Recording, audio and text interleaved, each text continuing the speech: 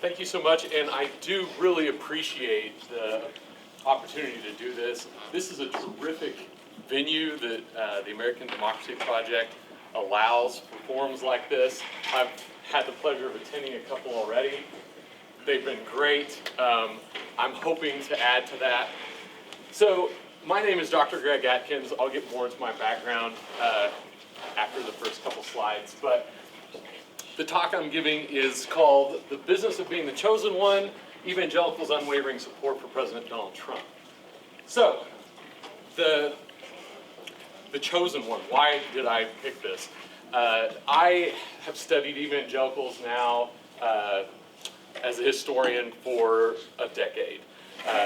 Evangelicals in the 20th century are kind of my forte. So, last year, my ears perked up in August when there was kind of this Donald Trump impromptu moment where he said yes, and he kind of looked up at the sky and he said, "I am the chosen one," talking about this China kind of trade tariffs and stuff like that. And I stopped because after having studied evangelicals for so long, I thought, how's this going to play out? This kind of messianic, and in a way, not so serious, almost kind of just this off-the-cuff remark. And one of the things that immediately popped in my mind, at least, was George Bush the first talking about a new world order, and evangelicals about having a heart attack when they heard that, thinking that this was going to fulfill Scripture, that the end of time was nigh, and that Bush was going to kind of bring it coming in. And so these kind of remarks can often have a really strong impact with the evangelicals that I study. So when I heard the chosen one, these were all the kind of contexts that were going through my mind. And subsequent articles kind of pointed to Rick Perry, the Secretary of Energy that Donald Trump had appointed, has a very evangelical background, and come to find out he had been kind of telling Donald Trump that many evangelicals kind of felt like he was the chosen one to start a series of events that would kind of make America great again, if you will. And Perry himself had campaigned for the presidency in 2012. One of his platforms was doing away with the Department of Energy, which then he headed under President Donald Trump. So these two had been talking in the summer about kind of what it would mean to be the chosen one. And despite my kind of reservations thinking this might have an effect, evangelicals did still stay very much in support of Donald Trump. So why was that? And this talk is my attempt to figure out why, and I cannot wait to hear back from everybody to kind of flesh this out. So, picture here, this is a meeting of evangelical leaders and Donald Trump. There is about 81% in most polls show that evangelicals support Donald Trump, a margin that's higher than almost any other kind of demographic that pollers usually use. So here is a picture that kind of illustrates this in a great way. Here's Robert Jeffress. He is the pastor of an enormous First Baptist church in Dallas, Texas. Mike Pence, of course, has evangelical credentials. This is Bishop. Now these names are going to escape me. This is T.D. Jakes back here, evangelical bishop, someone whose name is just flown out of my head. But this is Donald Trump being prayed over by these evangelicals who are very powerful, and these are big name players in the movement. So the support is there. The disbelief is among Trump, kind of the people who do not like to support Trump, that someone who has been divorced several times, who has a reputation as kind of being a womanizer, who has made remarks that are very hard to defend, by evangelicals who are supposed to be very pro-family. So liberal opponents of Donald Trump kind of just cannot believe that evangelicals would continue to support someone with such a checkered past. So trying to figure this out, what lies at this crossroads between such support and such disbelief that support could exist? And one thing that I will mention is Ronald Reagan had a very similar kind of support that flummoxed liberal opponents when he had been divorced. He himself wasn't the best father. His wife was very into astrology, and often he would kind of dabble in that as well. And all of this was just very hard to understand for liberal opponents. What I believe is at the very center of this divide is the business of evangelicalism. And in the last 15 years or so, the literature on this has grown and grown and grown. Some tremendous scholarship that one day I would love to be a part of. Shameless plug there. Just a few. Darren Duchuk just this year came out with Anointed with Oil. This is kind of a look at oil companies and their funding of the evangelical movement. Katie Lofton published Oprah, the Gospel of an Icon. This kind of helped get it started. Kind of this very, not evangelical, but some kind of religious symbolism that lies at the center of Oprah's brand and how that helps her to reach massive audiences. Guaranteed Pure came out in 2015. Timothy E.W. Gloag, not a well-known book, but one that did some amazing things for the literature to push back this kind of very close relationship between business and evangelicals back to the 1870s. To Serve God in Walmart, this is Bethany Morton looking at kind of Walmart and its close association with evangelicals, especially in the Ozarks, where Walmart is headquartered. One Nation Under God was the best-selling book of any of these. It was on the bookshelves at Barnes & Noble, and my advisor, who also does this, was very kind of angry that Kevin Cruz had such popularity when he had never had popularity, or to that extent. And he was, this guy was an urban historian. Now he publishes one book on religion and he gets it on Barnes & Noble shelves.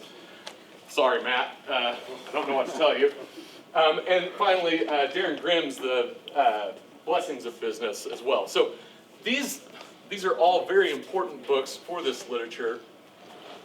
And one that I meant to put on here, that a history professor here mentioned to me, Kim Phillips Fine's book, Invisible Hands, as well.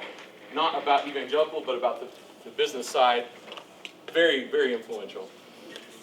So, my particular research, let's start to get in a little bit to who I am. For the last 10 years, I've researched the evangelical economy of Colorado Springs.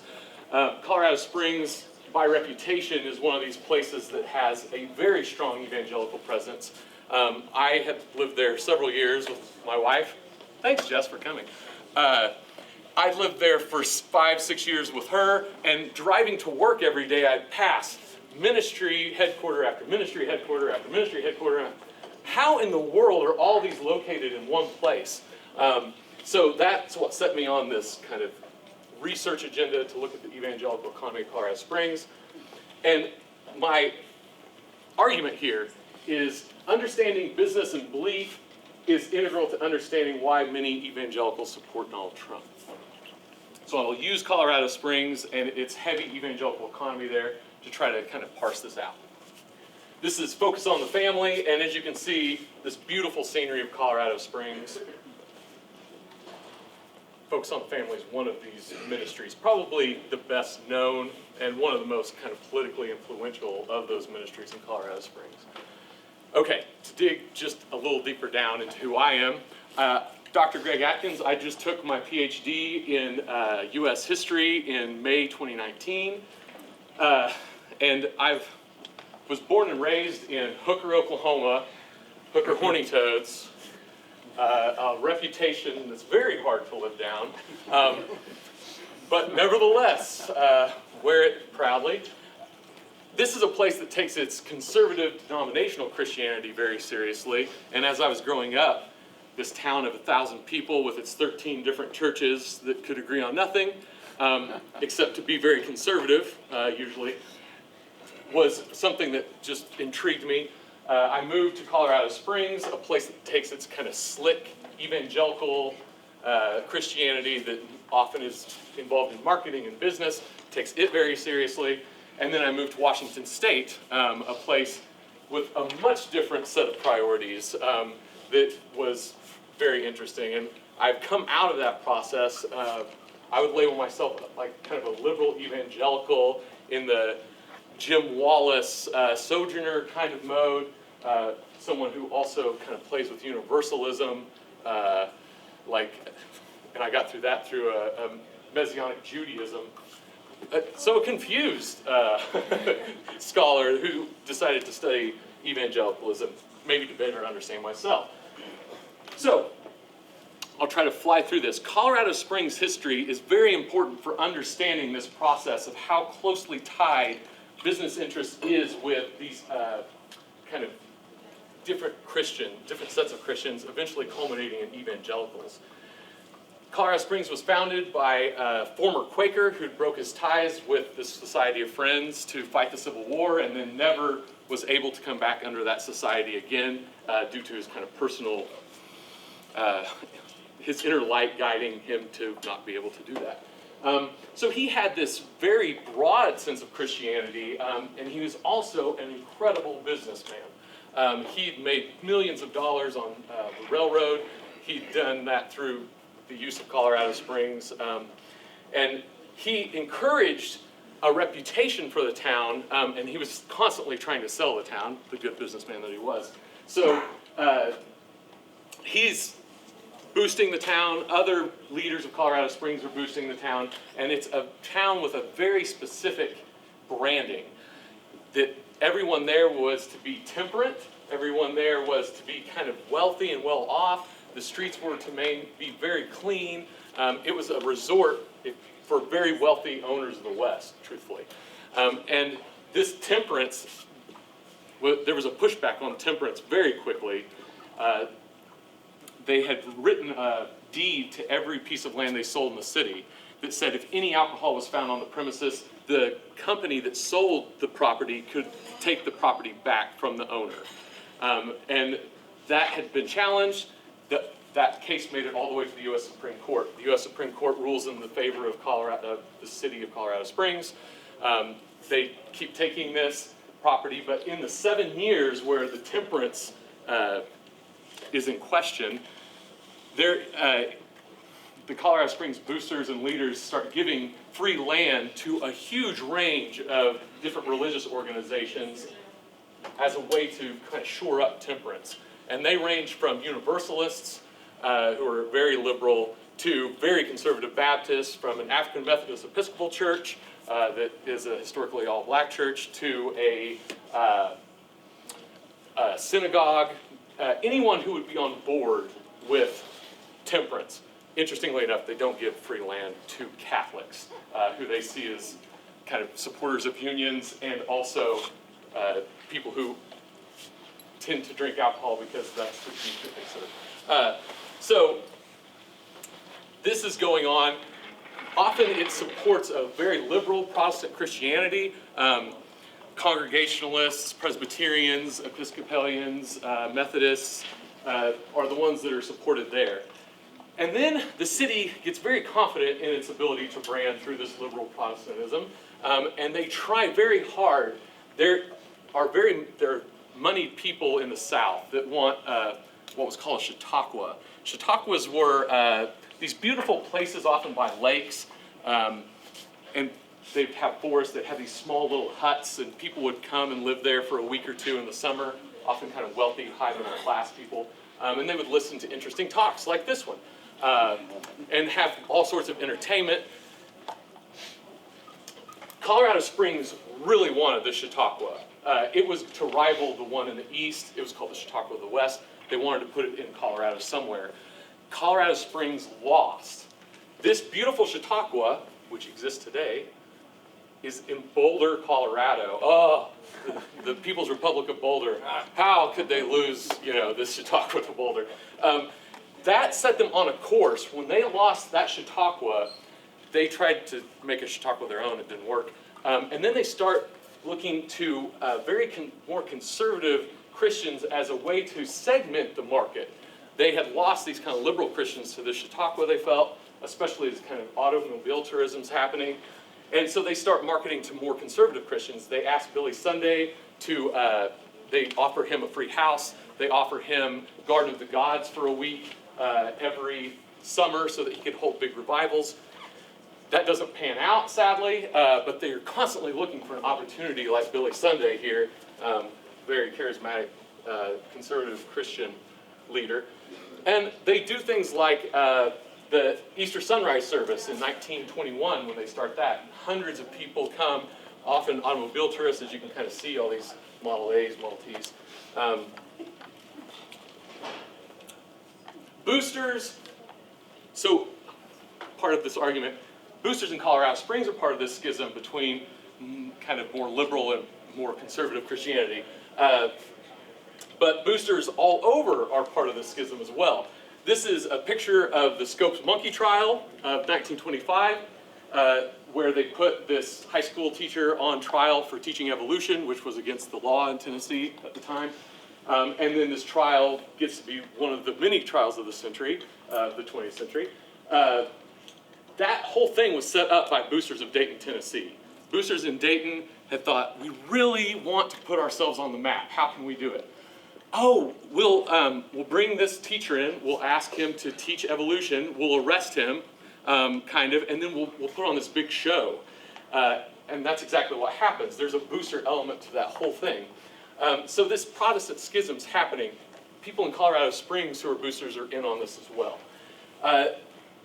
In the 1940s, Colorado Springs had gone through the Great Depression. The Great Depression wiped out most of its tourist economy. It had wiped out a lot of options for Colorado Springs.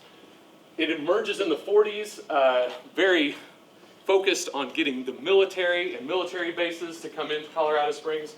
They are phenomenally good at that. Billions of dollars roll into Colorado Springs every year. 5 of some of the largest military bases in the United States are all there in Colorado Springs.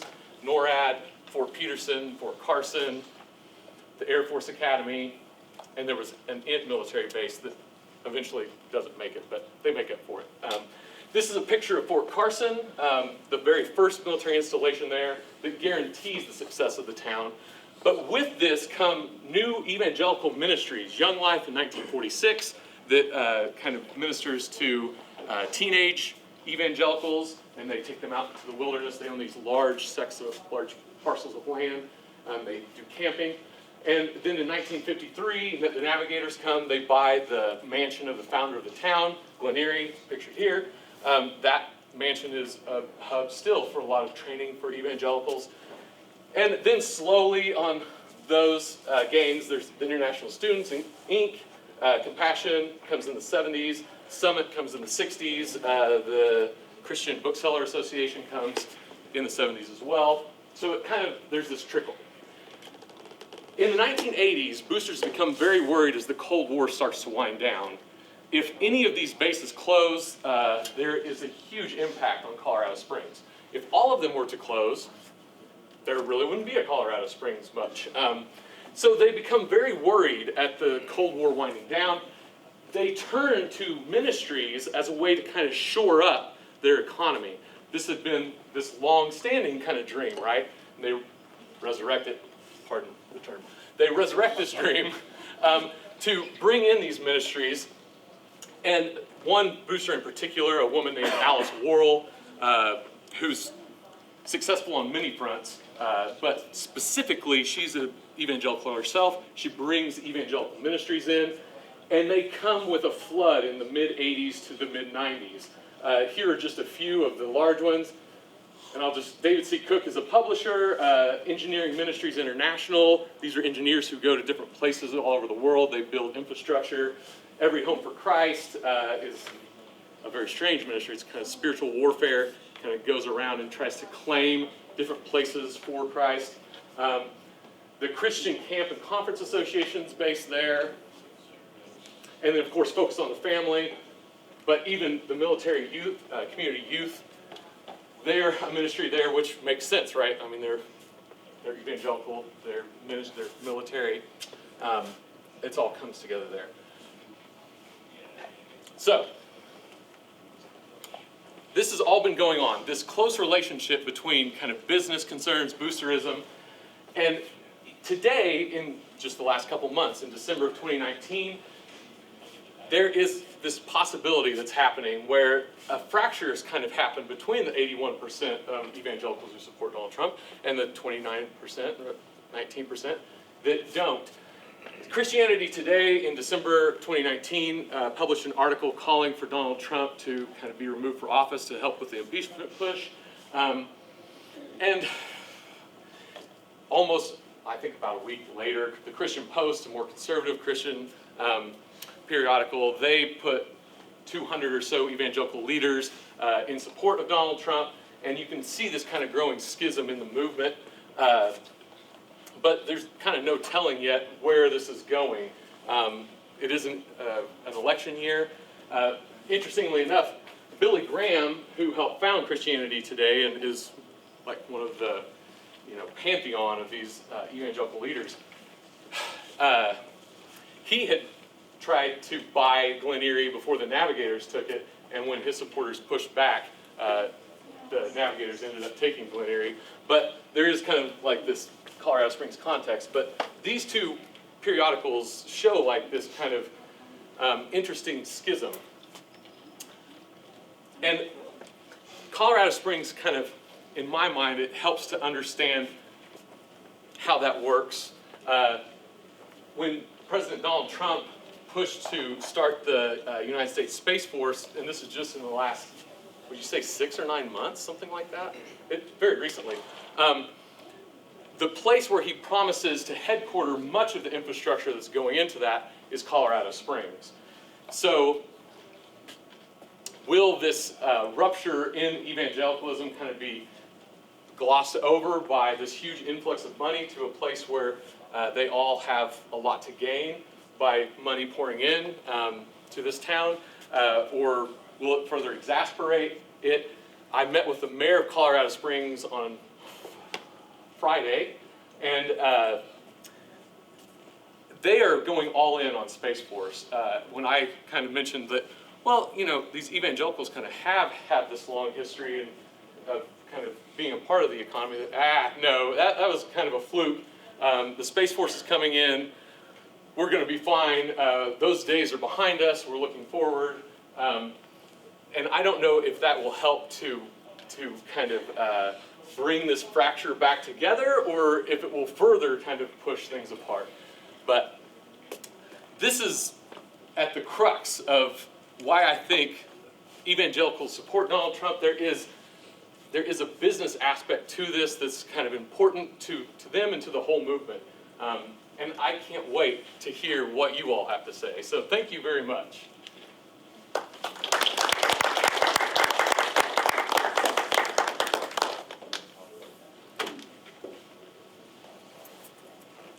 Hurrying through, and I had time.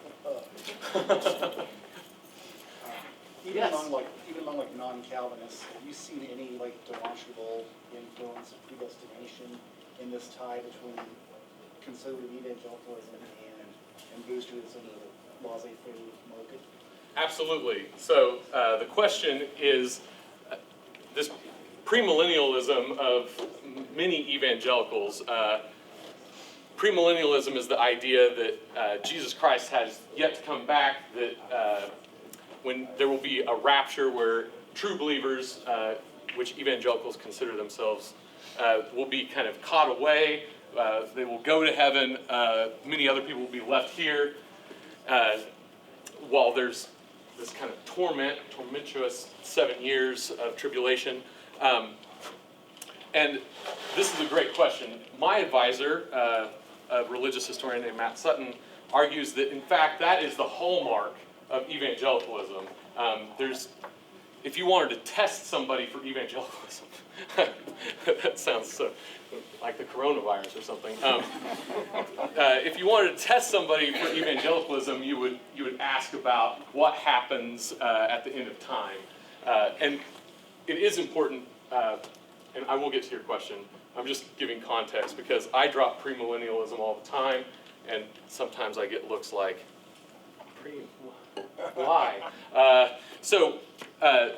A lot of, several more liberal Protestant denominations are kind of post-millennial, the idea being that there was an intense amount of suffering in what is now kind of Israel, that region, as the Roman Empire in 70 AD crushed the Jewish people there and forced them into kind of diaspora across the world for 2,000 or so years.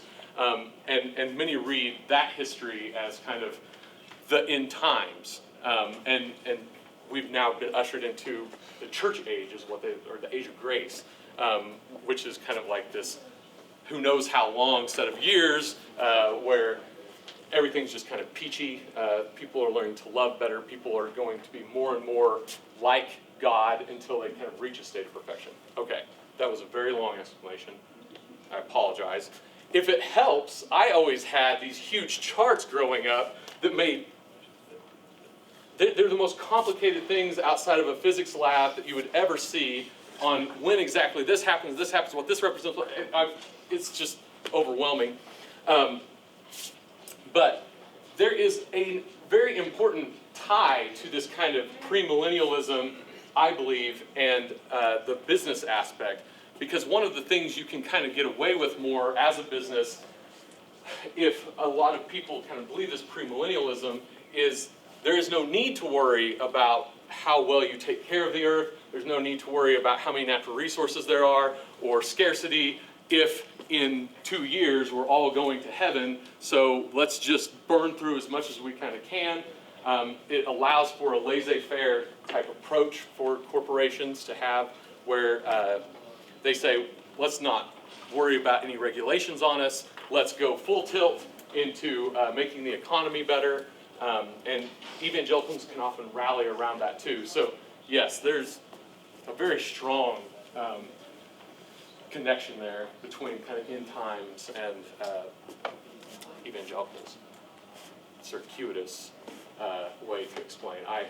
I appreciate the question. Sorry I took so long. Yeah. Any other questions? Yeah. Well, Greg, at the danger of continuing to kind of mushroom the context all over the place, Sure. I really like your very focused, really micro-historical focus on this group of institutions, the way they influence this specific place, and how then we can read American history outward from that. I'm not a microhistorian. I'm a grand narratives kind of critical theorist. So I'm gonna kind of flip this around and say, is it fair to say that what we see in your conclusions relates to how in many kinds of proselytizing or missionary Christianity, there is an outward motion of ideas toward other communities, toward outgroups, usually with the idea of bringing them into the in-group. Absolutely. And that there is a very long history of both internal colonialist expansion and external colonialist expansion related to that. And that Colorado Springs, which is something I didn't know at all, takes, say, along with Salt Lake City, a kind of pride of place in this internal colonization of the American West, and that process continues. Yes. Now, of course, not all of these institutions are specifically missionary in any national or global sense, but many are. We can't collapse evangelical and proselytizing, but is that? Am I kind of doing justice to your argument? Yes. With my hyper-mushroomed context? Right. No, this is great. So, 2 points. First, I'll start with the history, because that's my strong suit. So, William Jackson Palmer, when he founds Colorado Springs. He writes this terrific letter. He had just married a 20-year-old woman named Queen Palmer. Oh, goodness. Anyway, she'd come from a lot of wealth. They were all back in New York.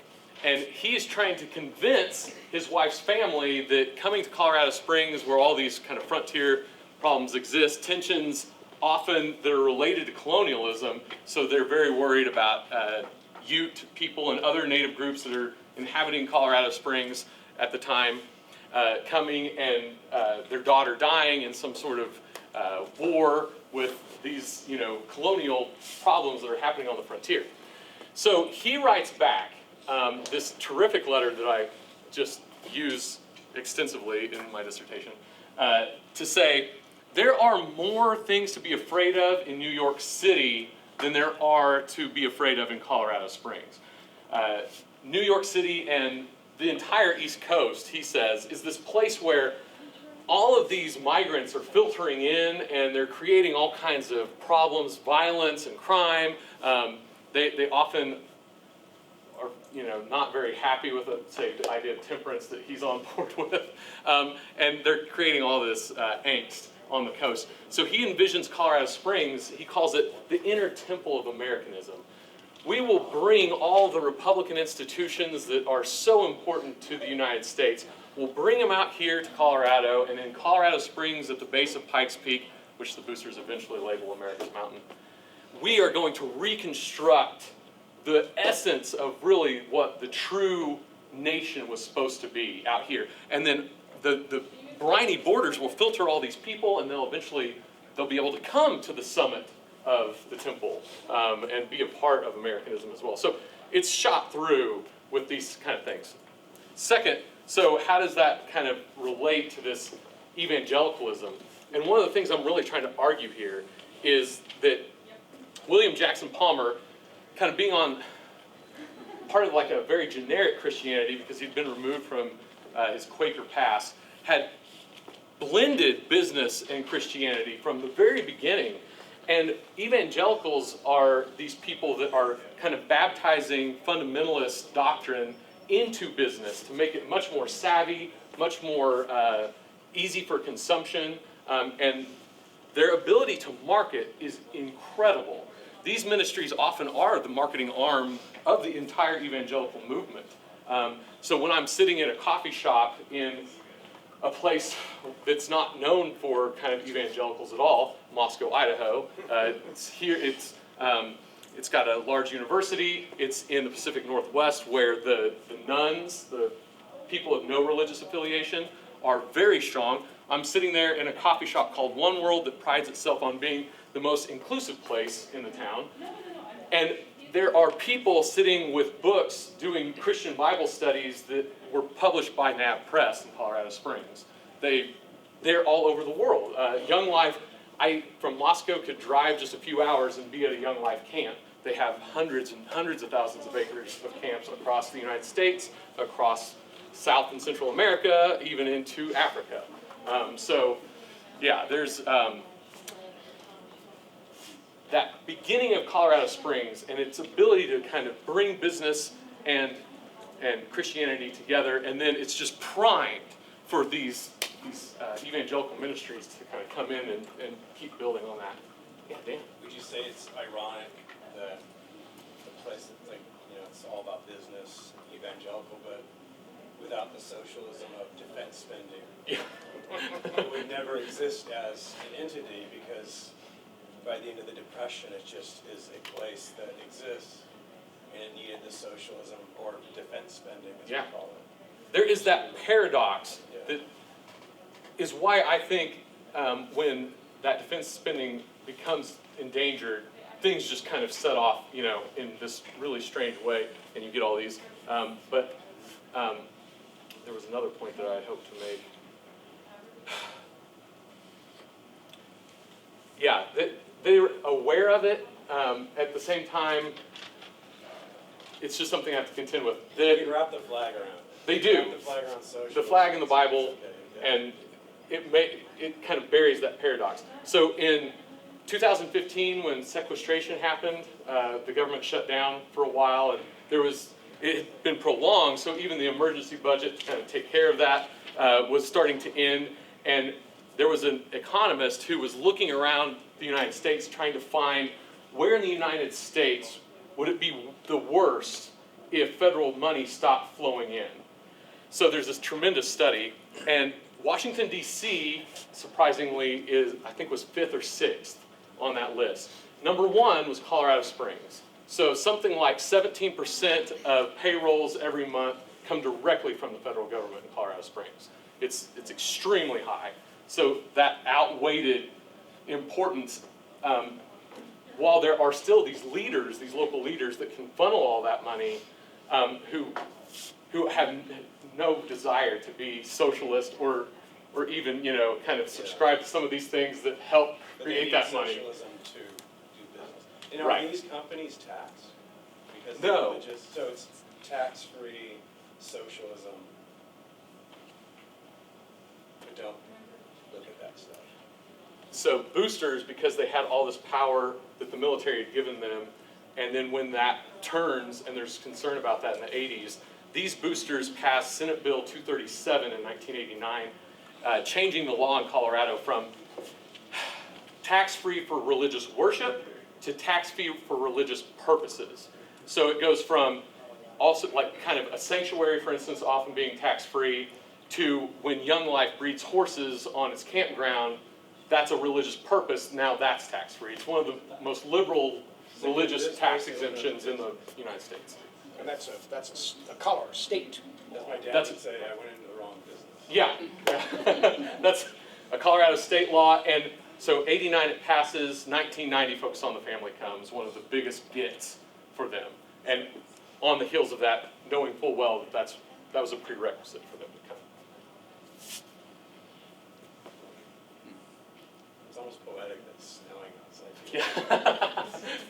If there were only mountains in the background, we'd be there right now, so. Anybody else? Anybody want to? I have a kind of a weird Sure. specific question. I don't know Yeah. if you know this, but I know in the early days of Colorado Springs, they had kind of a British colony there. A lot of people Yes. came there. And I don't know if they were big enough to have an impact, but did they get on board with the evangelical stuff? Were they already on board? Did they have any impact at all on that? So, Little London is, as it was called, that is about 1873 to maybe like the end of the 1880s, and that's when they finally have all this infrastructure. You can go to the top of Pikes Peak in 1890, 91 on a carriage and write a song about how beautiful America is, and then that song becomes a national anthem for the United States. But in that period from its founding until that infrastructure starts drawing a lot of tourists,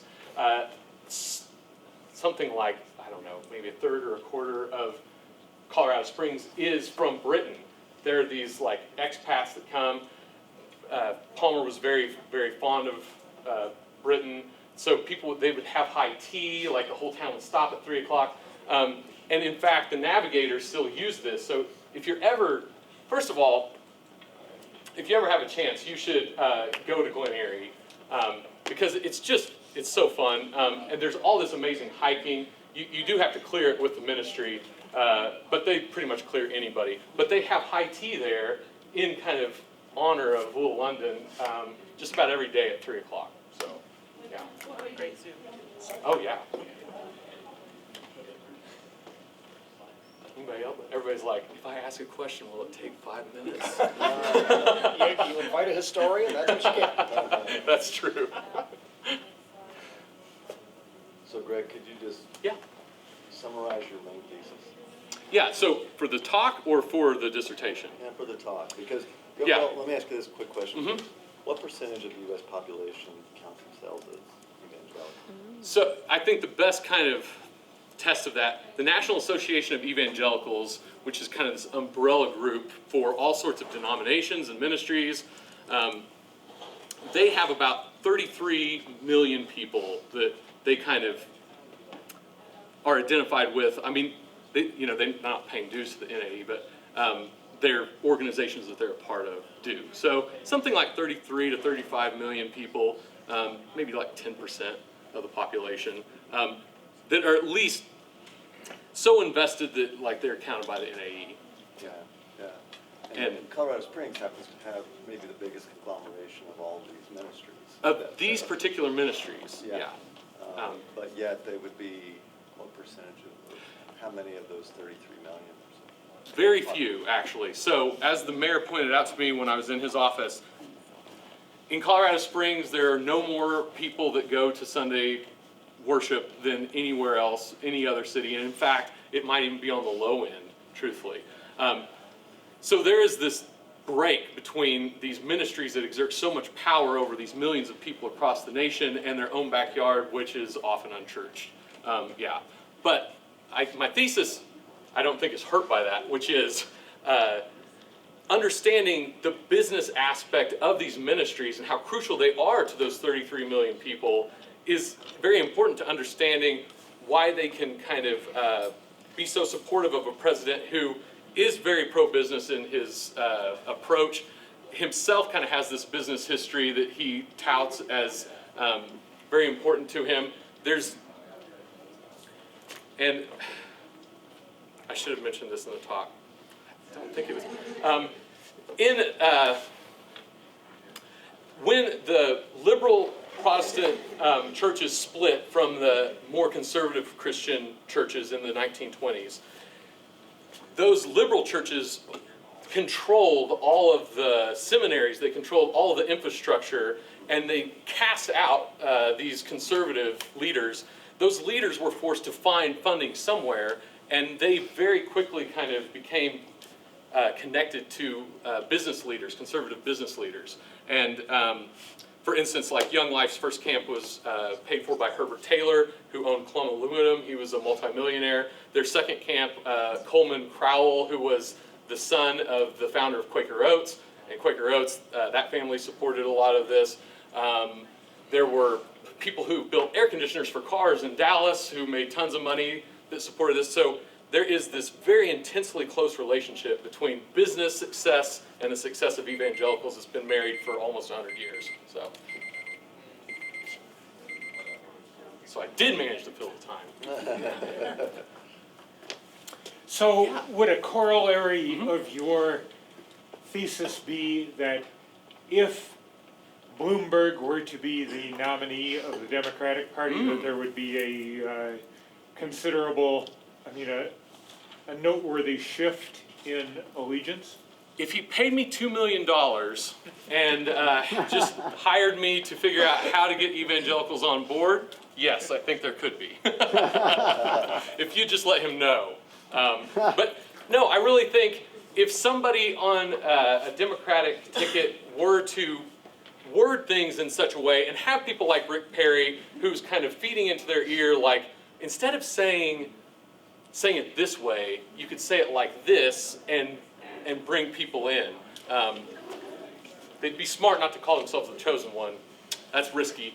But using those kind of phrases often and kind of reaching out to these evangelicals, yeah, I think you could divide that kind of 81% market share pretty easily.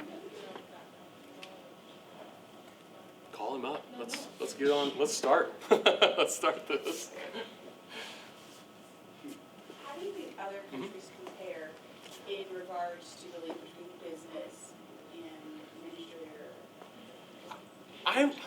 I don't think that there's.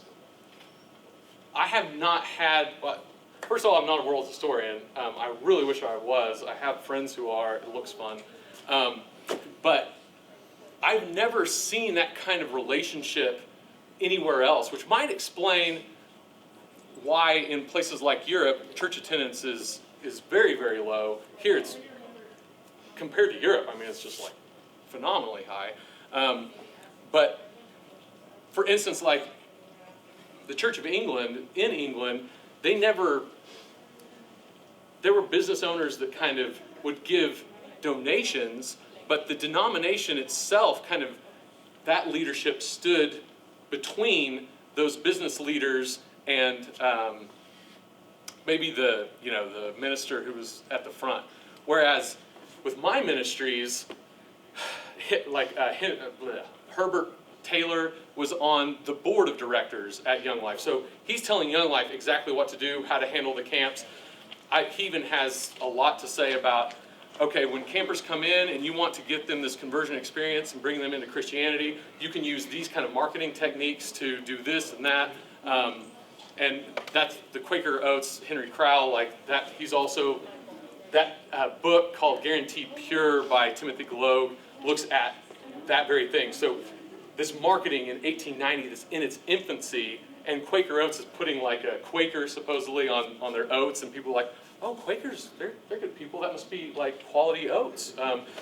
He's doing the same thing with the ministries that he's supporting, saying, here are marketing techniques, this is what you ought to do, and they have that power because there's no denomination often like in between them and the leadership of the ministry. Yeah. I was just going to say, if there were two immediate case studies that I can think of that would make these connections, one would be very late 19th century Germany, where colonialism took place, but without state sponsorship.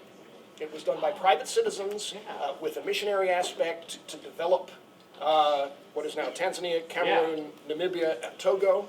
And finally, the state had to take over because of the exploitative genocidal intent. External colonization. The other would be contemporary Russia, where the Orthodox Church is being brought dramatically back into the power of the state in its retotalitarianization of United Russia and Putin's power. One of my best friends is an Africanist. Put him on it. And German colonialism, Yeah. boy, that's your friend right now. Yeah, That's that would be very huge fascinating. Sure. Okay, now we're running really close to time. So thank you very much for coming. I really appreciate it. This was terrific.